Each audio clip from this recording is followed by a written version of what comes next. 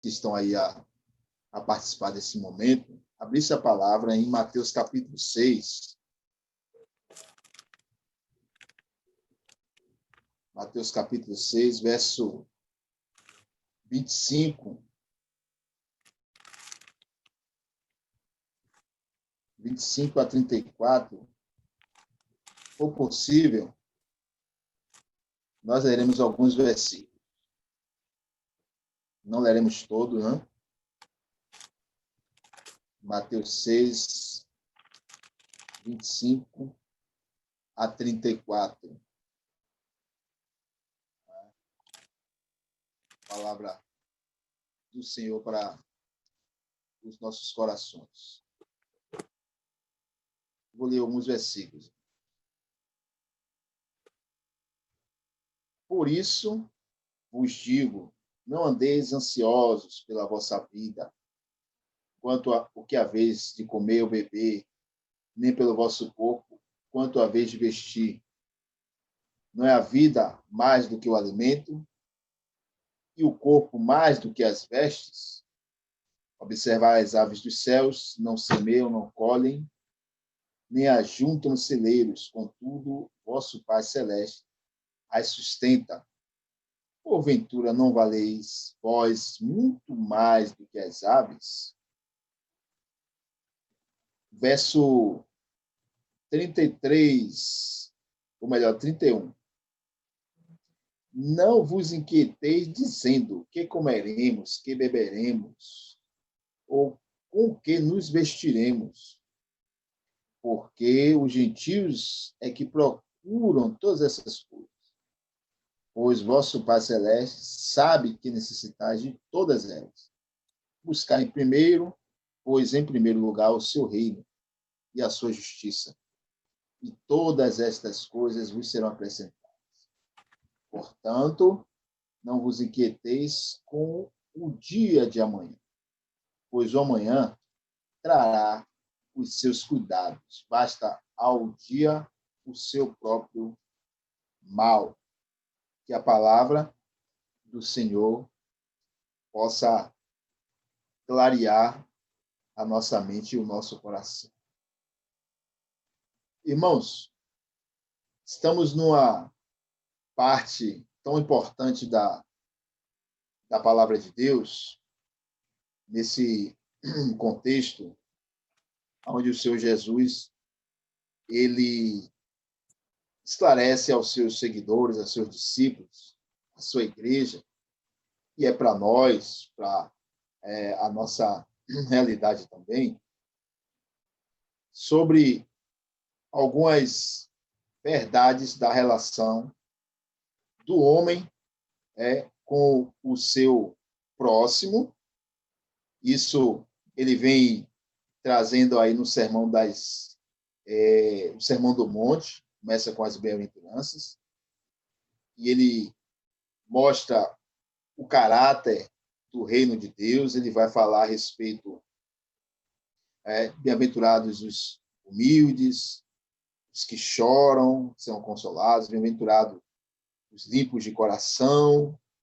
O reino de Deus é aqueles que haverão de adentrar o reino, como está lá no Salmo de número 15, faz-se uma pergunta, né? Quem entrará, quem habitará no tabernáculo?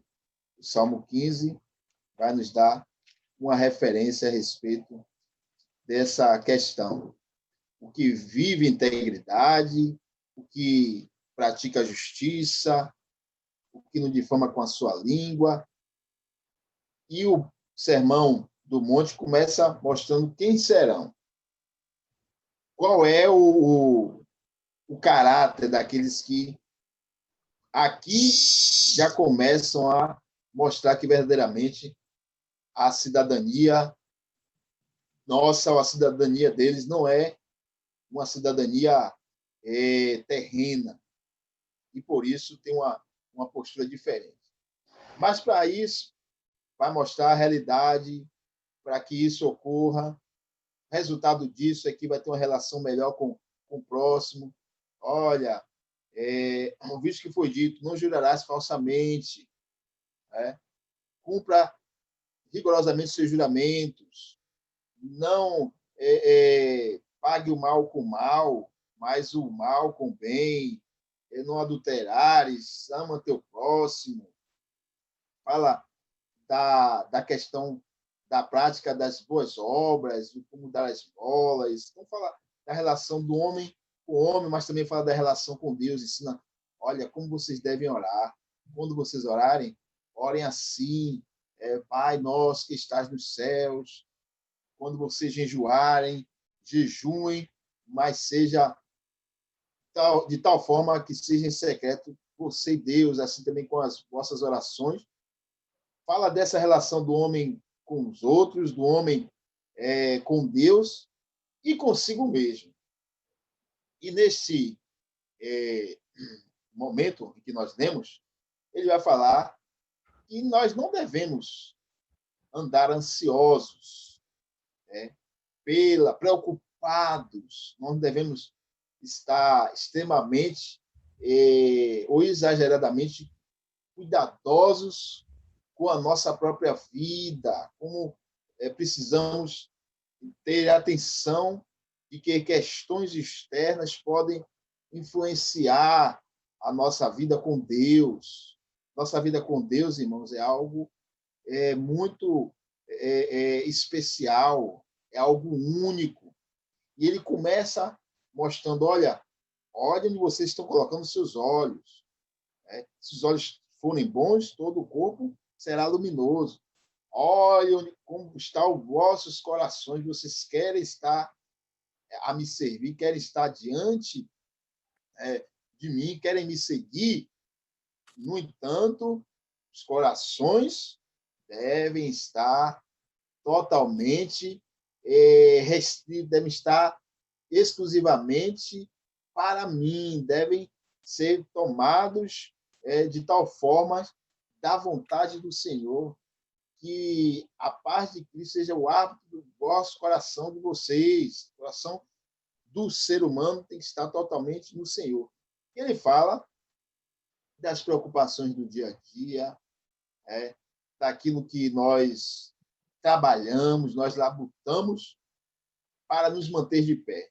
Ele diz, olha, essa questão é prejudicial e pode concorrer com a fé, pode, de alguma forma, ser um motivo de desleixo, um motivo de desvio da verdade que eu tenho pregado para vocês. Quais são as suas motivações? O Senhor Jesus aqui está fazendo uma análise a respeito do que está no coração do homem. Olha que como servir a Deus, irmãos, é necessário mesmo corações íntegros. Quando a Bíblia diz que havia homens que eram íntegros, era inteiramente para o Senhor. Não havia divisões, não havia sentimentos duplos, mas só no Senhor.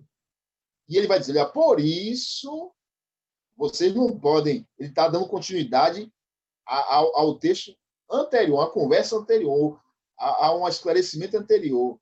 Ninguém pode servir a dois senhores. Vocês não podem estar divididos. Quais são os seus propósitos? Quais são as suas verdadeiramente a meta de vocês? Será que vocês entenderam qual é o sentido da vida de vocês? Será que vocês entenderam a razão de vocês estarem de pé, estarem com vida? Não deve servir a dois senhores, mas somente a um. E o Senhor diz que para servir a Ele, e a confiança genuína em Cristo, precisa, irmãos, ter ciência de algumas coisas. A confiança é a mesma coisa que fé. Uma confiança ou fé genuína em Cristo, primeira coisa, é consciente de que a nossa mente ela não deve se ocupar com questões inúteis ou questões vãs. Aí o texto vai dizer, no capítulo 6, 25 e 26, por isso, para que vocês não andem divididos.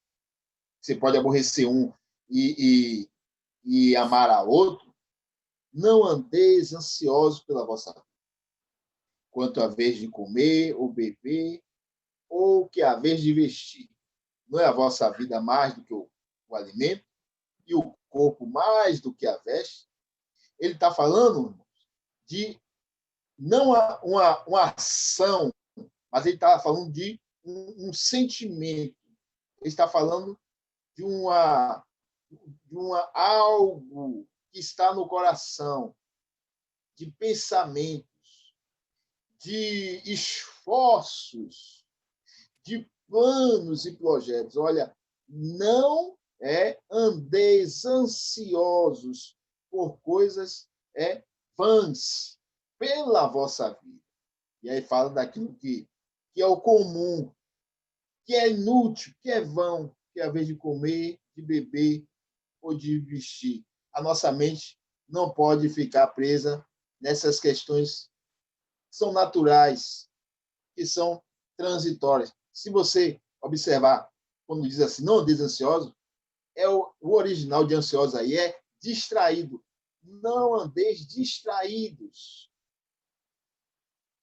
Não andeis intertidos.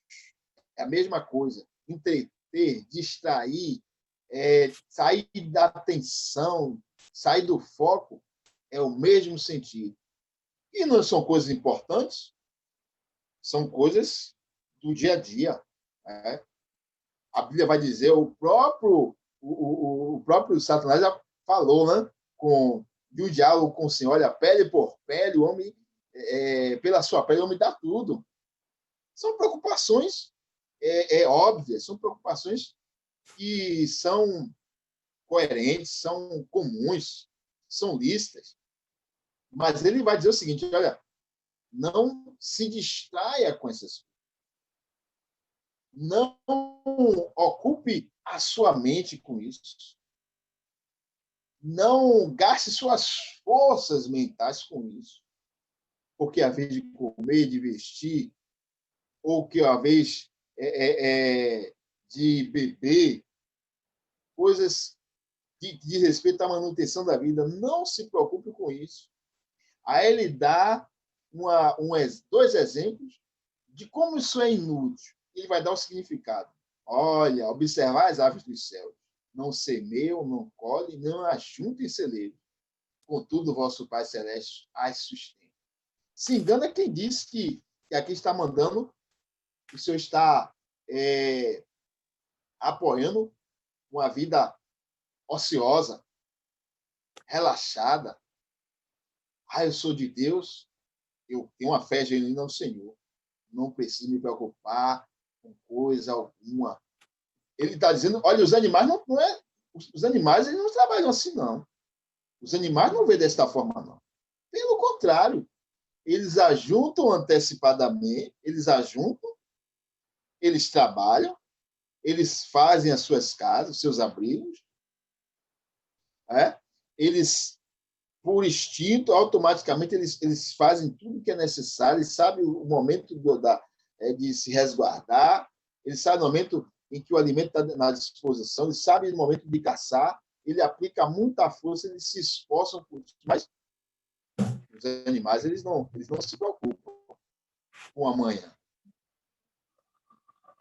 Ele está dizendo que as aves dos céus, por mais que elas trabalham no mundo fazendo seus ninhos, elas trabalham fazendo seus abrigos, elas disputam palmo a palmo para dar de alimento aos seus filhotes. Mas ela está preocupada com o que passou, se faltou? Ela está preocupada se vai faltar o amanhã? Ela está preocupada em guardar para amanhã?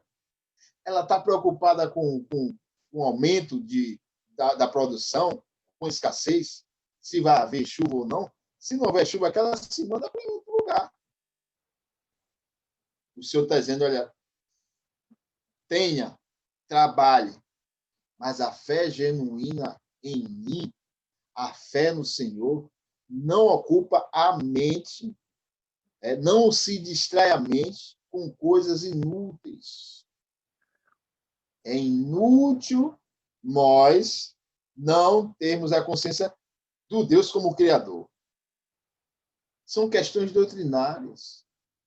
É o Deus que criou todas as coisas. É o Deus que ele diz, olha, se eu dou de comer aos animais, eu também provejo para vocês. Porque a vida é mais importante do que o alimento. Temos que ter essa noção do Deus que é o Deus criador de todas as coisas. Atos capítulo 17, quando o apóstolo Paulo ele estava pregando ali na Grécia, em Atenas, né? Ele trouxe uma mensagem muito importante para as nossas vidas, e naquela pregação ao Deus desconhecido, na verdade, ele queria e falou a respeito de Jesus. Ele diz lá, Atos 17, que ele não é servido por mãos humanas, como se de alguma coisa precisasse. O verso 28 diz, pois nele nós vivemos, nos movemos e existimos, como já diziam os vossos pais. Ele é o Deus da criação. Ele é o Deus, irmãos, que intervém na vida social, na vida comum. Olha, o Deus é aquele que veste a flor do campo. Deus é aquele que criou os animais e ele que dá de comer a eles. Mas não existe estresse nos animais, não existe tristeza pela falta ou pela abundância, ou melhor, pela tanto a falta como um aumento. Se vier a sobrar, ele não está preocupado com muita sobra, com a escassez. Ele vai lá, acha como. Ele está preocupado com hoje. Nós temos que ter e manifestar, entender que a fé genuína em Cristo Jesus não ocupa a mente com coisas. E a Bíblia vai dizer, olha, não andeis ansiosos ou distraídos com coisa alguma. Nós temos prioridades. Tira a nossa atenção, irmão. A ansiedade, a preocupação excessiva. E o Senhor diz que essas distrações das coisas que mais importam nos afasta de Deus, adoece o nosso corpo, causa fadiga, causa confusão no lar, causa atrito. Não andeis preocupados, não andeis distraídos com essas coisas, porque os gentios que estão, aqueles que estão aí fora, que se preocupam com todas elas. Nós cumprimos nosso papel. Nós fomos lá às urnas, saímos para eleger os governantes municipais, mas a nossa confiança não está neles, a nossa provisão não vem deles, vem do Senhor.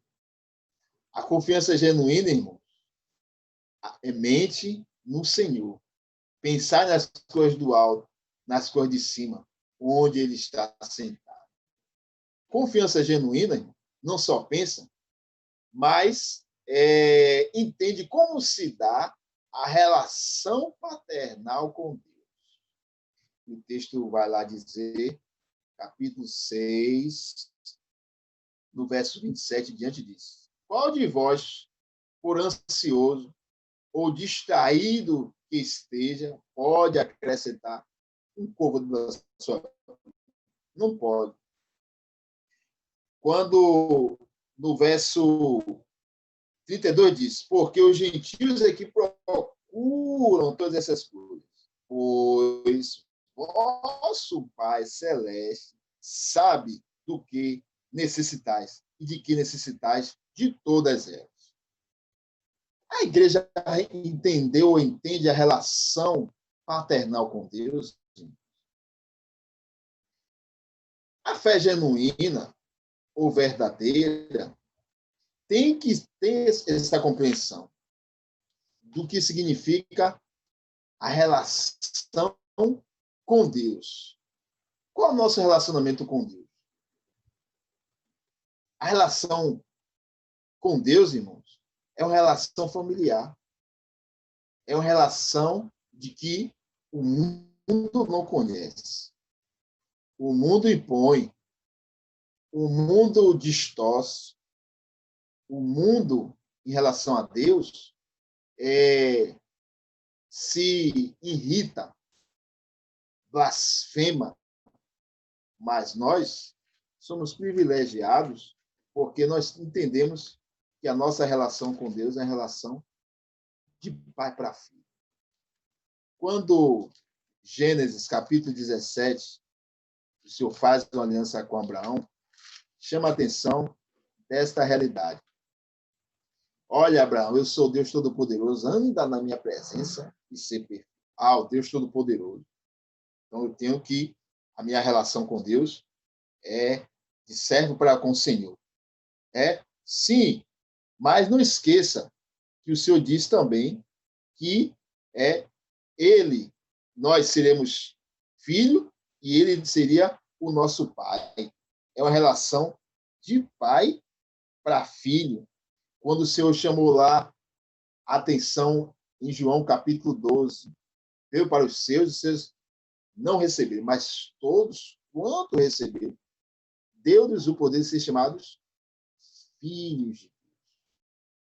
Nós somos irmãos predestinados, né?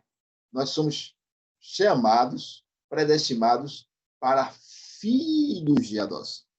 Então, como filho de Deus, o Senhor conhece, irmão, previamente as nossas necessidades.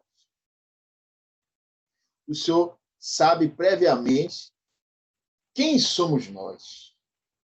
Quanto a vós outros, até o cabelo das vossas cabeças estão contados. Conhecimento prévio. Antes de que vocês peçais, ele já sabe. Ele sabe do que nós necessitamos. Então, ser filho de Deus, irmãos, é entender que o Senhor nos conhece antecipadamente. Ser filho de Deus, irmãos, é entender que o Senhor é aquele que nos protege. Ele tem a proteção que nós precisamos percorrer. O Pai que determina aquilo que é suficiente para o nosso dia. Quando nós entendemos, irmãos, que não devemos viver ou não vivemos para nós mesmos. Existe muita exigência, muita imposição.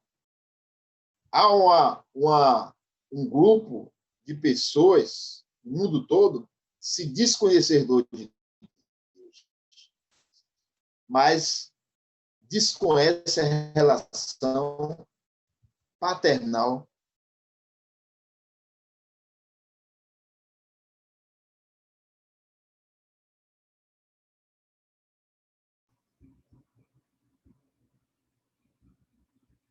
pai natural sabe, sabe as necessidades, sabe quando o choro do filho está diferente, sabe quando já da idade, já de maioridade, sabe das suas manias, sabe das suas feições, sabe do seu humor, sabe das suas manias, seus costumes.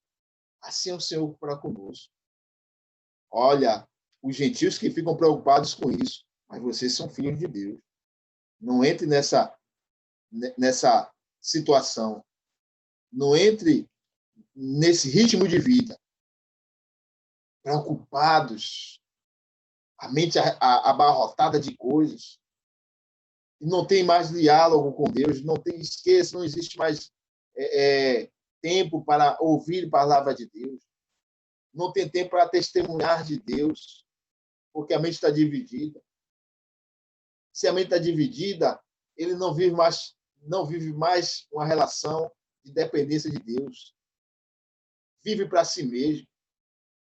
Então, a segunda coisa é que já não existe mais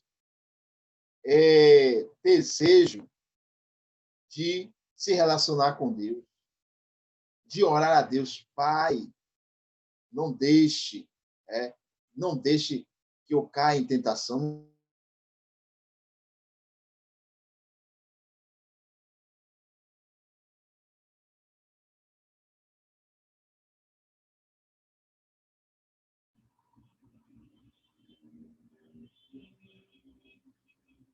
Minha mente naquilo que é bom, que o Senhor cuide da minha vida, que o Senhor me livre, que o Senhor ande de mãos dadas comigo. A fé genuína não ocupa a mente com coisas vãs. A fé genuína, irmãos, sabe, conhece a relação de pai para filho, a boa relação com Deus, porque para isso que o Senhor colocou em nosso coração o Espírito de Deus, o Espírito que clama Abba, Pai. E outra coisa que a fé genuína, irmão, nos mostra, que nós devemos aplicar todos os dias, dedicadamente, aquilo que é da vontade de Deus. Dedicar-se fortemente, aplica-se de forma fervorosa as coisas que dizem respeito ao reino de Deus.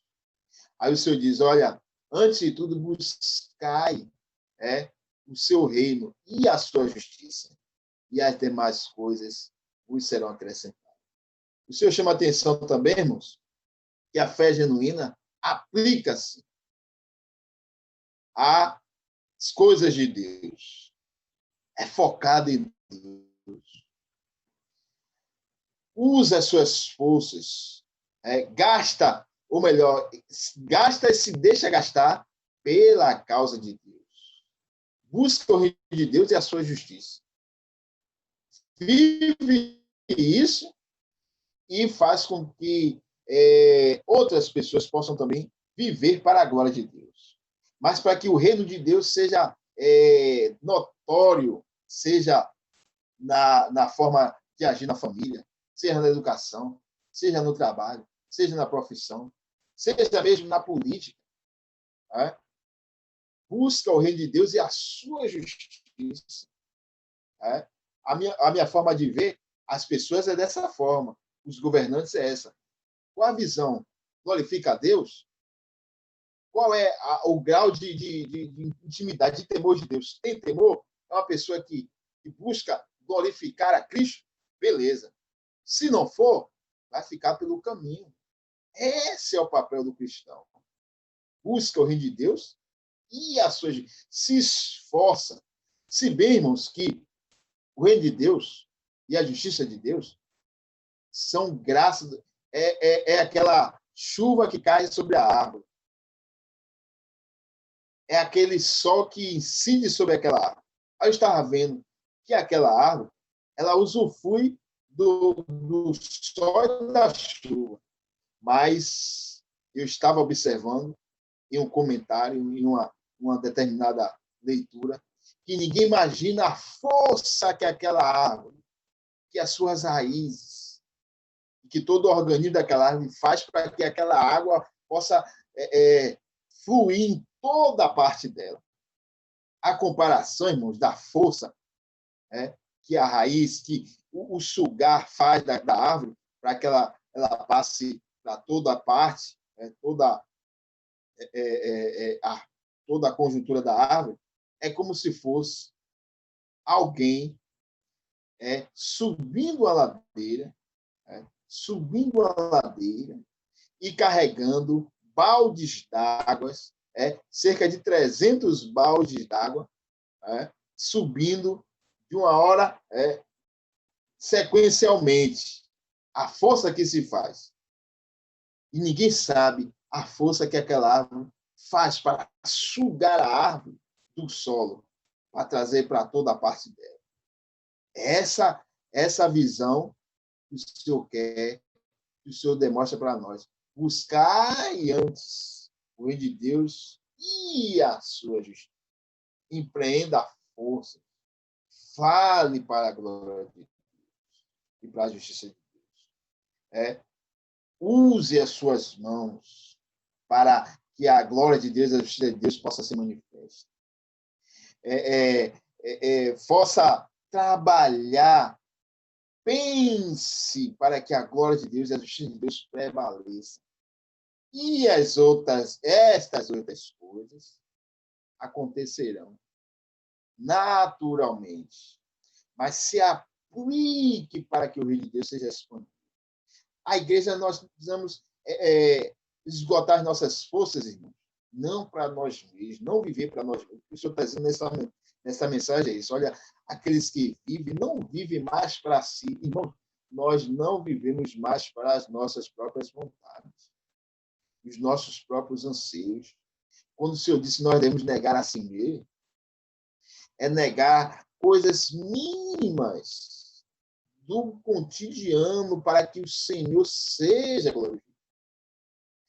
Negar as nossas posses, o nosso tempo, negar a nossa própria vontade, as nossas vaidades, para que a justiça de Deus, para que o reino, o domínio de Deus, que o Senhor Jesus domine.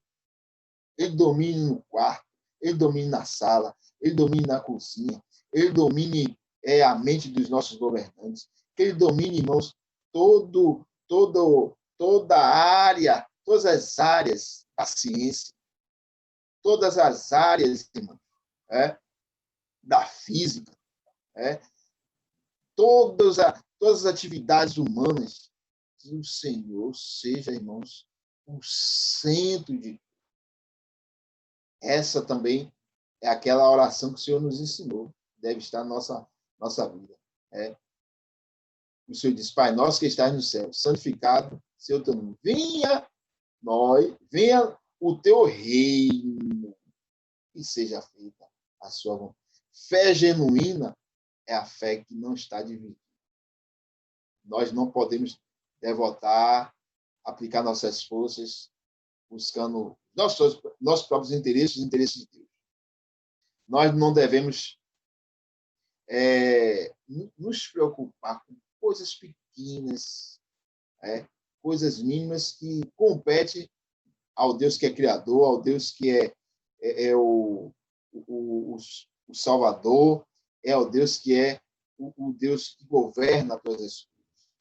Nós devemos entender que o Senhor é Pai, entender que o Senhor, irmãos, ele também tem esse desejo que a sua glória, que o seu reino se expanda e que nós não fiquemos divididos e que nós possamos manifestar e exalar o bom perfume de Cristo. Que o Senhor em Cristo nos abençoe com as suas palavras. Eu quero finalizar, irmãos. Santo Deus, meu Pai, com estas palavras, ó Deus, nós agradecemos ao Senhor pelo teu amor, pelo teu cuidado, por este momento, por esta hora bendita de adoração de Deus. Eu quero apresentar, meu Deus, aqueles irmãos que aqui não estão, ó Deus, que não puderam participar, mas que nesta semana, meu Deus, nós possamos revê-los. Meu Deus, como foi dito, é vão pensar que o Senhor, ó Deus, não cuidará ou deixará faltar alguma coisa. Não deixará faltar nada. O Senhor cuida deles. Chover no molhado. O Senhor tem cuidado de cada um da sua igreja, do povo, famílias. O Senhor tem dado livramento. Deus, o Senhor dê saúde, livre de todo mal, de todo tipo de enfermidade, de acidentes imprevistos, ó Deus. O Senhor livre a tua igreja, o teu povo, livre a nossa família. Abençoe a cada um que aqui participou, meu Deus, nos alegra em revê-los, ó Deus, e saber que a sua igreja marcha, e assim, meu Deus, glorifica o teu nome. Obrigado por tudo que o Senhor tem feito e nos guarda na tua santa paz. receber a bênção. Que a graça de nosso Jesus Cristo, o amor de Deus, a comunhão e a consolação do Espírito Santo seja com todos vós e a igreja sobre toda a terra, hoje e sempre. Amém. Amém. Amém. Amém e amém. Amém. Amém.